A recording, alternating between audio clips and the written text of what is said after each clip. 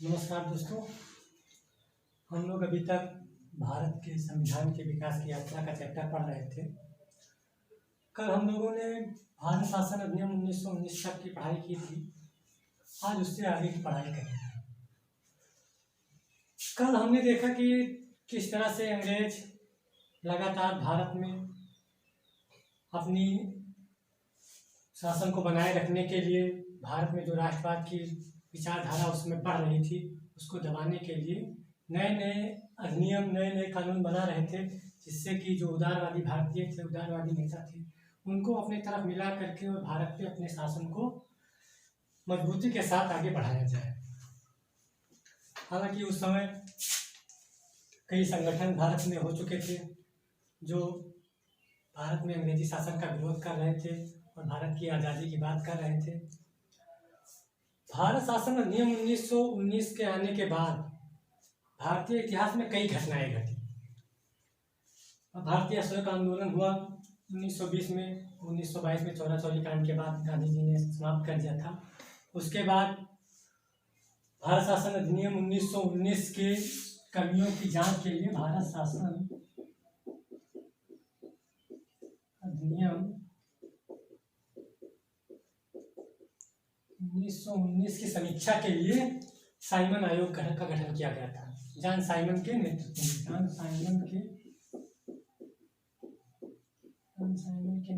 में 1927 में साइमन आयोग का गठन किया गया।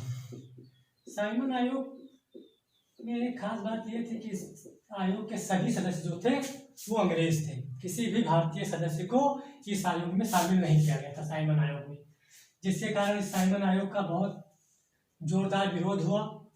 बहुत ही ज़्यादा लोगों ने साइमन आयोग का विरोध किया। हालांकि ये आयोग आया, इसने अपनी रिपोर्ट भी दी, प्रकाशित हुई। साइमन आयोग जब आया था और भारतीयों को जब शामिल नहीं किया गया था तो उसका कारण वहाँ के जो तत्कालीन प्रधानमंत्री थे उन्होंने बताया था कि वो भारतीय जो है अपने लिए कानून बनाने में सक्षम नहीं।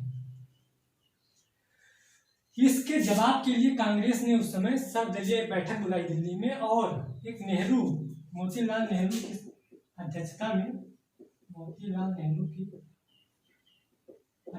में एक समिति का गठन किया, जिसे नेहरू समिति कहा गया। और नेहरू समिति ने भी एक अपनी रिपोर्ट दी थी। तो ये जो था साइमन आयोग के, जब उन्होंने कहा कि भारतीय सक्षम नहीं है अपने लिए कानून बनाने में, उसके विरोध में नेहरू समिति की स्थापना की गई थी। नेहरू समिति का गठन किया गया था। 1919 से और 1935 के बीच में बहुत सारी घटनाएं भारतीय इतिहास में घटी। जैसे साइमन आयोग आया, इसने अपनी रिपोर्ट दी। उसी समय भारतीय सविनय अवज्ञा आंदोलन भी गांधी जी के नेतृत्व में हुआ। सविनय अवज्ञा आंदोलन, जब सविनय अवज्ञा आंदोलन चल रहा था तो उस समय यहाँ के जो तत्कालीन वायसराय थे लॉर्ड इरविन और गांधी जी के बीच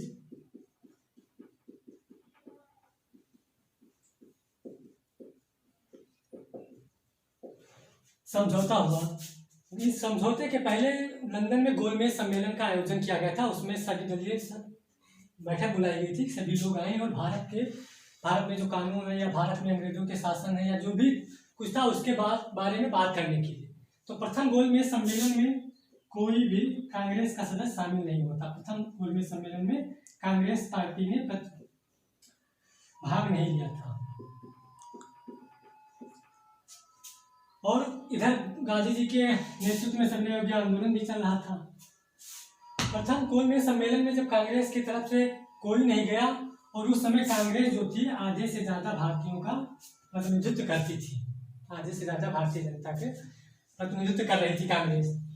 जब कांग्रेस ने गोलमेज सम्मेलन में भाग नहीं लिया तो लॉर्ड इरविन ने गांधी जी को बातचीत के लिए बुलाया और लॉर्ड इरविन और गांधी जी के बीच समझौता हुआ, जिसे गांधी इरविन समझौता भी कहते हैं। गांधी इरविन समझौता। इस समझौते के अनुसार ये हुआ कि कांग्रेस द्वितीय गोलमेज सम्मेलन में भाग लेगी। फिर गांधी जी गए, द्वितीय गोलमेज सम्मेलन में भाग लिए और सांप्रदायिक पंचायत के निर्णय पे, सांप्रदायिक आगे हम आगे बताएंगे, सांप्रदायिक पंचायत के मामले पर कोई समझौता नहीं हो पाया और द्वितीय गोलमेज सम्मेलन भी असफल हुआ। उसके बाद तृतीय गोलमेज सम्मेलन हुआ। इन तीनों गोलमेज सम्मेलनों के फलस्वरूप और जो ये साइमन आयोग का जो साइमन रिपोर्ट थी, या इस सबके आधार पे भारत शासन अधिनियम 1935 आया। बहुत ही महत्वपूर्ण ये भारत शासन अधिनियम 1935 है। इससे बहुत ज़्यादा क्वेश्चन प्रतियोगी परीक्षा में आते हैं। और ये भारत शासन अधिनियम 1935 की एक विशेषता ये भी है कि इसके बहुत ज़्यादा अनुच्छेद या तो जैसे 1935 में थे वैसे या थोड़ा बहुत मॉडिफिकेशन करके भारतीय संविधान में शामिल किया गया है। भारत शासन अधिनियम 1935 इसलिए और महत्वपूर्ण हो जाता है। बहुत सारे आर्टिकल जब आप आगे पढ़ेंगे भारतीय संविधान को तो उसमें बहुत ज़्यादा अनुच्छेद जो है वो जैसे 1935 में थे या तो वैसे ले लिए गए हैं या उसमें थोड़ा सा बहुत सा मॉडिफिकेशन किया गया है, इसलिए भी ये बहुत महत्वपूर्ण हो जाता है भारत शासन अधिनियम 1935। तो भारत शासन अधिनियम 1935 जो था वो तीनों गोल में जो सम्मेलन हुए उसके परिणाम के फलस्वरूप आया। आइए हम लोग देखते हैं कि इसमें क्या क्या विशेषताएं थी। सबसे पहले तो भारत शासन अधिनियम 1935 के द्वारा भारत में संघीय शासन प्रणाली की शुरुआत हुई। भारत में संघीय शासन प्रणाली की शुरुआत कब हुई? भारत शासन अधिनियम 1935 के द्वारा। जो संघ बना वो संघ बनना था ब्रिटिश भारतीय प्रांत जो जिसपे ब्रिटिशों का अधिकार था, जो भारतीय प्रांत और जो देशी रियासतें थी, इन दोनों को मिला करके एक भारत संघ बनना था। तो ये क्या था कि संघीय शासन प्रणाली की शुरुआत भारत शासन अधिनियम 1935 के द्वारा शुरू। दूसरा जो इसमें था वो था केंद्र में द्वैध शासन प्रणाली शुरू हुई। यहाँ पे एक चीज ये हमेशा ध्यान रखिएगा कि भारत शासन अधिनियम 1919 के द्वारा क्या हुआ, प्रांतों में द्वैध शासन शुरू हुआ था। इसमें प्रांतों में द्वैध शासन और केंद्र में द्वैध शासन जो आया वो भारत शासन अधिनियम 1935 के द्वारा है। यह कभी कभी पूछ लेता है कि प्रांतों में द्वैध शासन कब हुआ, तो यहाँ पे कंफ्यूज नहीं होना है। प्रांतों में जो था द्वैध शासन वो 1919 में आया और केंद्र में जो था द्वैध शासन वो आया 1935 में। द्वैध शासन में क्या था, केंद्र में द्वैध शासन क्या था कि केंद्र और राज्य के मध्य जो संबंध थे उनका विस्तार किया गया। केंद्र और राज्य के बीच में संघ सूची, प्रांत सूची और समवर्ती सूची पर 3 सूचियां बनाई गई कि संघ सूची के अंदर क्या क्या रहेंगे मामले, प्रांतों के जो प्रांतीय सूची है उसके अंदर क्या क्या रहेंगे और समवर्ती सूची में क्या रहेंगे। संघ सूची पे क्या था कि कोई भी नियम या कानून बनाने का अधिकार केंद्र को था। प्रांतीय सूची में क्या था, राज्यों को था। और समवर्ती सूची पे क्या था कि दोनों लोग चाहे केंद्र या राज्य दोनों इस पे कानून बना सकते थे। संघ सूची में जो मामले थे वो थे विदेशी मामले थे, मुद्रा या पैसे से संबंधित जो भी मामला था, सेना से संबंधित था जो थल सेना, जल सेना, वायु सेना और जनगणना से रिलेटेड जो मामले थे वो संघ सूची में शामिल किए गए। प्रांत सूची में क्या था, पुलिस था, स्थानीय प्रशासन, लोक सेवा जो थी वो था, उसमें प्रांत सूची में शामिल था। शिक्षा का जो था, शिक्षा व्यवस्था वो भी प्रांतों के अंतर्गत आती थी। समवर्ती सूची में जो था वो दंड, नियम, विधि से सिविल प्रक्रिया, विवाह या विवाहेतर जो भी नियम कानून थे वो समवर्ती सूची में शामिल किए गए थे। तो भारत शासन अधिनियम 1935 के द्वारा क्या हुआ, केंद्र में द्वैध शासन शुरू हुआ। साथ ही साथ जो प्रांतों में द्वैध शासन था, प्रांतों में जो द्वैध शासन था वो भारत शासन अधिनियम 1935 के द्वारा समाप्त कर दिया गया।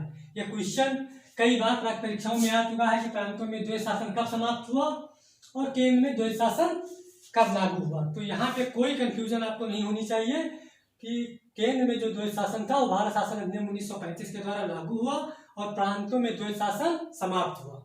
हमेशा जब चीजों को आप कोरिलेट करके पढ़ेंगे, जैसे कल बताया गया कि 1919 में प्रांतों में द्वैध शासन शुरू हुआ, आज क्या बताया गया कि केंद्र में द्वैध शासन 1935 में शुरू हुआ। जब आप किसी चीज को पढ़िए तो उस पर चिंतन कीजिए कि आपने क्या पढ़ा और आगे चीजें क्या हुई, आगे चीजें क्या हुई तो पीछे क्या हुआ था। जब इन चीजों को लेकर आप साथ चलेंगे तो आपकी तैयारी निश्चित रूप से बहुत अच्छी हो जाएगी और परीक्षा के वक्त कोई भी कंफ्यूजन आपको नहीं होगा।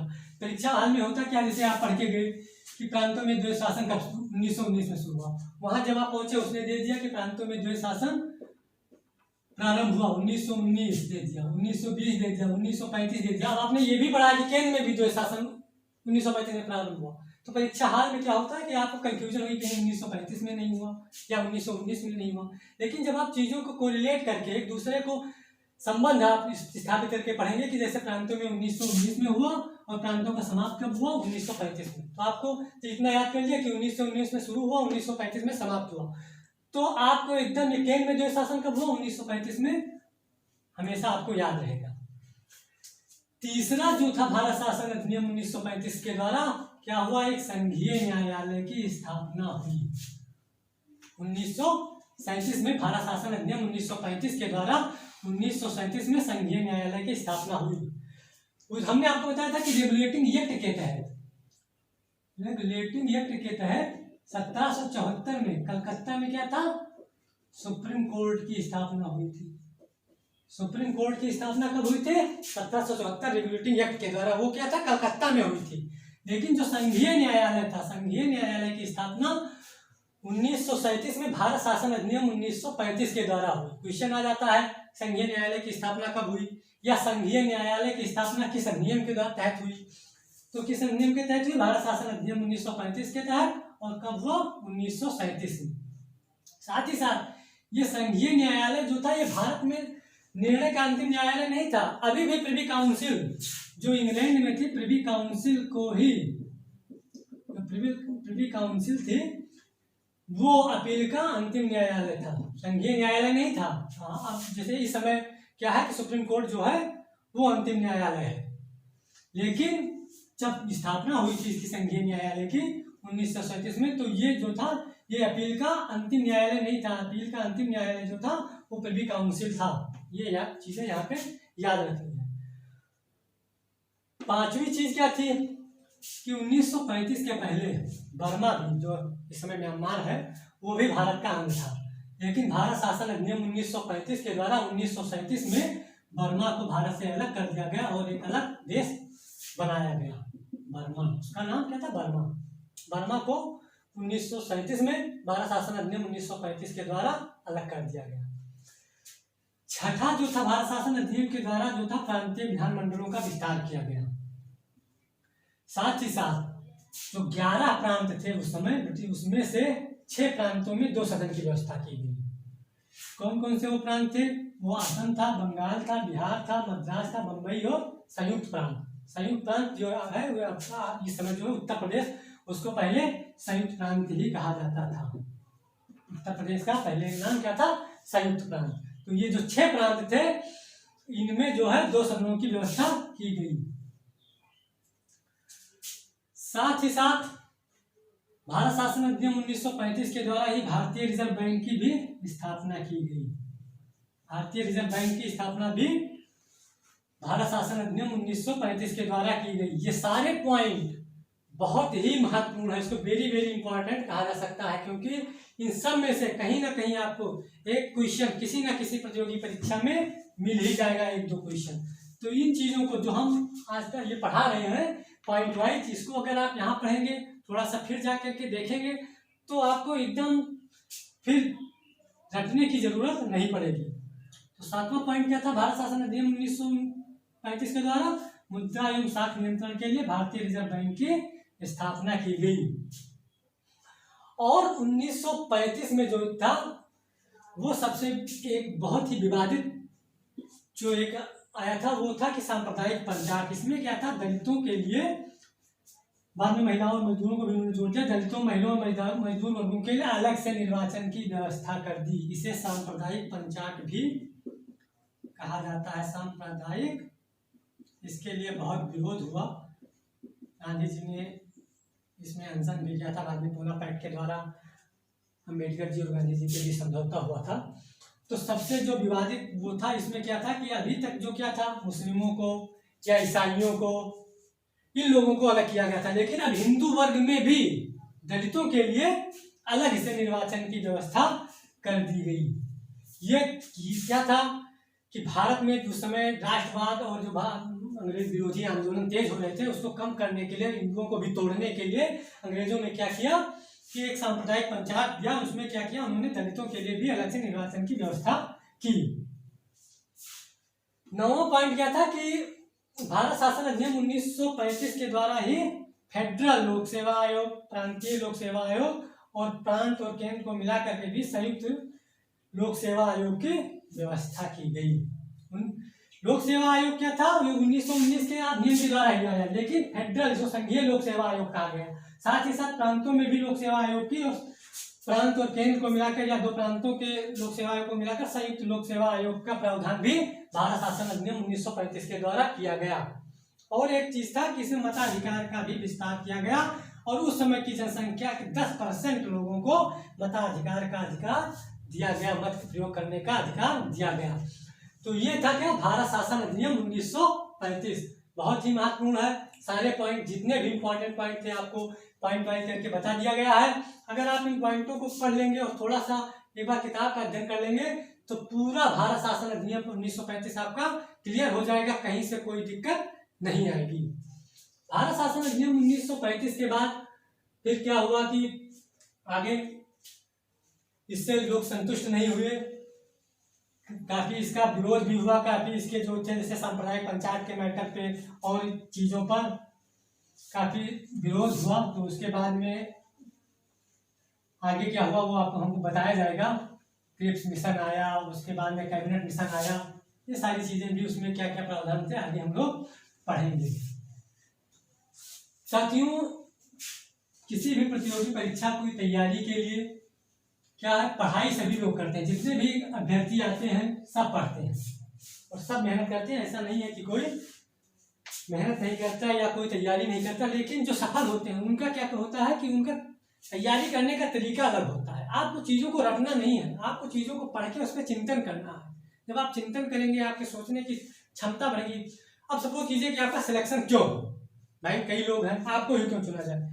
जब आप उनसे अलग दिखेंगे, आपका कार्य करने का तरीका लोगों से अलग हटके होगा। आप एक जब ऐसा करेंगे तो आप खुद भीड़ से अलग नजर आएंगे। और जो लोग भी, आप देखिए किसी को भी जो भी सिलेक्ट होके आते हैं अभ्यर्थी, उनकी जब आप पढ़ेंगे उनके बारे में, उनके कार्य करने के तरीके के बारे में, तो चीजें वही वो भी पढ़ते हैं, लेकिन उनके पढ़ने का तरीका अलग होता है, उनके कार्य करने का तरीका अलग होता है।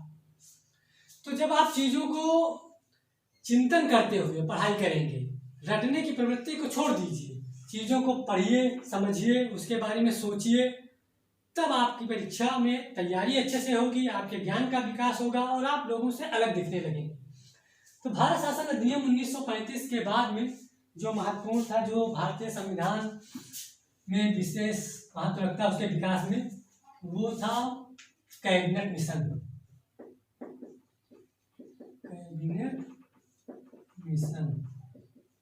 कैबिनेट मिशन कब आया? 1946 में। कैबिनेट मिशन 1946 में क्या हुआ हम बताते हैं आपको।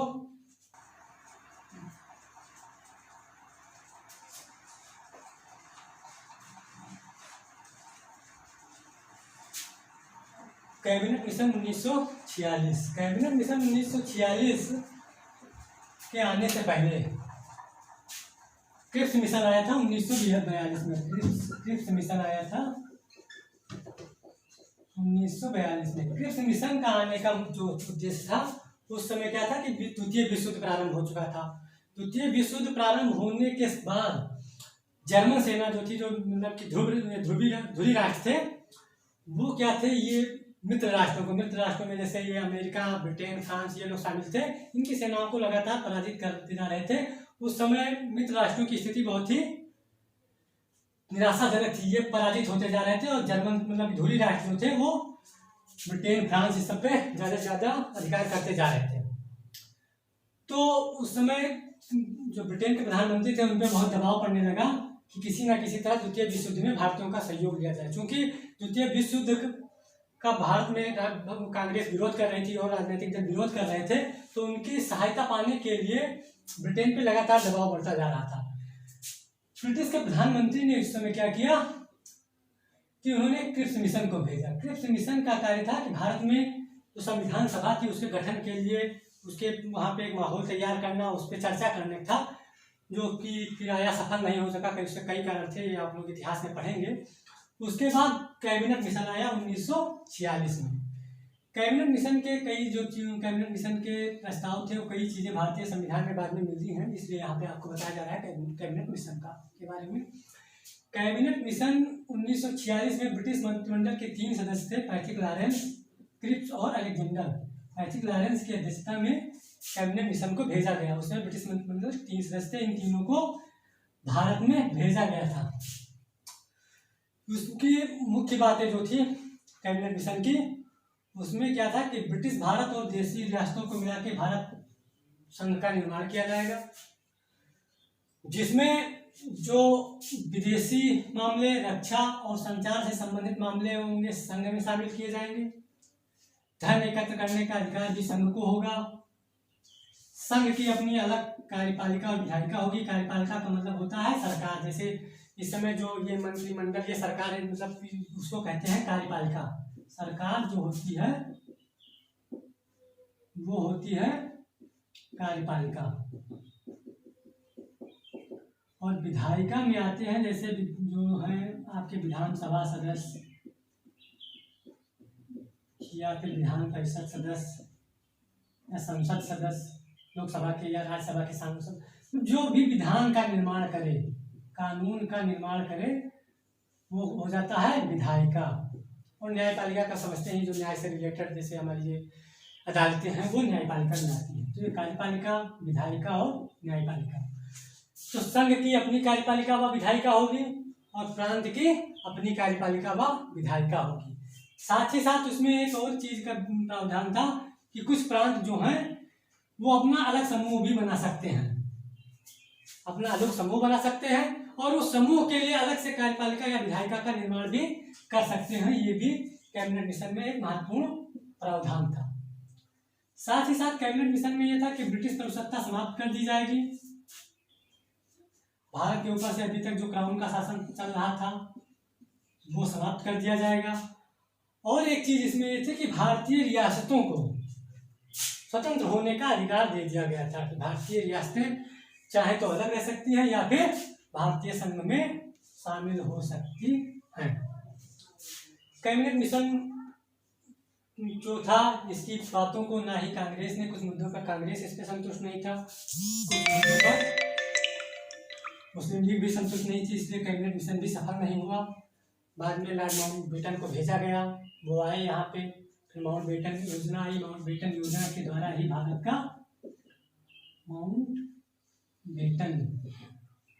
माउंटबेटन योजना के द्वारा ही भारत का विभाजन हुआ। ये सारी चीजें आप इतिहास में पढ़ेंगे। तो ये था भारत के संवैधानिक विकास की यात्रा। 1773 रेगुलेटिंग एक्ट से लेकर के कैबिनेट मिशन 1946 तक जितना चीजें आई, उनसे धीरे धीरे जो कैसे कानून क्या था उसमें मॉडिफिकेशन या आधुनिकीकरण होता रहा। बाद में माउंटबेटन योजना के बाद संविधान सभा का निर्माण हुआ, जो चीज़ें हम आगे पढ़ेंगे। फिर हमारे संविधान बनाने की प्रक्रिया शुरू हुई, कैसे संविधान बना, आगे की वो सारी डिटेल चीज़ें आपको बताई जाएंगी। अब आगे क्या होगा, जो हमारा नेक्स्ट वीडियो आएगा उसमें भारतीय संविधान के विकास की यात्रा से रिलेटेड जितने भी क्वेश्चन हैं जो पूर्ववर्ती परीक्षाओं में आए हुए हैं या आने की संभावना है आने वाली परीक्षाओं में, वो सारे उसका आपको अभ्यास कराया जाएगा। सारे क्वेश्चन आपको दिए जाएंगे, उनको उसमें क्या चीज़ें हैं वो भी बताया जाएगा, और क्वेश्चन आप उसमें कैसे सॉल्व करेंगे इसी थोड़ा सी उसकी तकनीकी भी आपको समझाई जाएगी। तो आगे का वीडियो हमारा जरूर देखें, जिसमें इससे सारे रिलेटेड क्वेश्चन, जो भी भारतीय संविधान के विकास से रिलेटेड जितने भी महत्वपूर्ण क्वेश्चन आपको दिए जाएंगे। और जिन दोस्तों ने हमारे चैनल को अभी तक सब्सक्राइब नहीं किया हो वो उसे सब्सक्राइब कर लें, बेल आइकन की बटन दबा दें, जिससे उन्हें आने वाला नए नए वीडियोस प्राप्त होते रहे। हमारे और सर की जो क्लासेज हैं और सब्जेक्ट की वो भी आप जल्दी शुरू होने वाली है, उसके भी वीडियो आपको मिलते रहेंगे। और ये लॉकडाउन का समय चल रहा है, आप अच्छे से बैठ के घर बैठ के, बहुत टाइम है, कोई भी आपको टेंशन नहीं लेनी है। वैसे भी इस समय चीज़ें अच्छी नहीं हो रही हैं, सारी चीज़ें आप लोग देख ही रहे हैं कि कितना परेशानी का माहौल है, लेकिन ये आपदा है, इसमें क्या करना है, घर बैठ के इन चीज़ों को धैर्य के साथ अच्छी से तैयारी करनी है। अभी समाचार में आप लोगों ने सुना होगा, मुख्यमंत्री जी ने कहा है कि जो भी खाली पद बने हैं उनसे मांगा गया है, तो आने वाले समय में बहुत ज़्यादा भर्तियां भी आने वाली हैं, इसलिए इस समय का सदुपयोग कीजिए। देखिए मित्रों, समय बहुत ही महत्वपूर्ण है और यही एक चीज़ है जो रुकता नहीं है, समय। और ये सबके लिए बराबर है, ये नहीं है कि आपके लिए लोग पहले बच जाएगा, हमारे लिए लोग बाद में बचेगा। तो समय का बहुत ही सदुपयोग कीजिए, घर बैठ के धैर्य के साथ अच्छे से पढ़ाई कीजिए। जो चीज़ें बताई जा रही हैं इसको या वीडियो देखिए, उससे रिलेटेड चीज़ें पढ़िए, आपकी हर एक चीज़ क्लियर होती जाएगी। आगे के वीडियो में इससे रिलेटेड जो भी क्वेश्चन है आपको उपलब्ध करा दिए जाएंगे। तो हमारे वीडियो देखते रहिए। एक बार फिर मैं कहूँगा, जिन मित्रों ने हमारे चैनल को सब्सक्राइब नहीं किया सब्सक्राइब कर ले और बेल आइकन की बटन दबा दें, जिससे आपको नए नए वीडियोज़ की नोटिफिकेशन प्राप्त होते रहें। आज के लिए बस इतना ही, और शेष बातें अगले क्लास में। धन्यवाद।